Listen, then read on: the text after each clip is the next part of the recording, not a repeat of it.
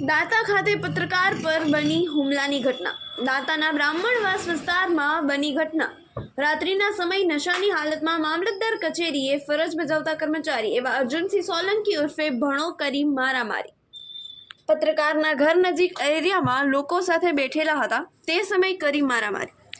દાંતા મામલતદાર કચેરીમાં ફરજ બજાવતા કર્મચારીએ ગાડી લઈ આવી ગાળાગાળી કરી બબાલી। દાંતા NSUIના પ્રમુખ અર્જુનસિંહ સોલંકીએ દાંતાના સ્થાનિક પત્રકાર સાથે કરી મારામારી।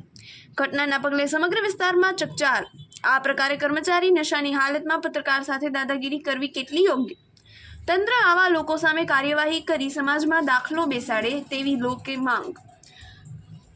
ચોથા સ્તંભ પર આ પ્રકારે હુમલાની ઘટનાને લોકોએ વખોડી નાખી।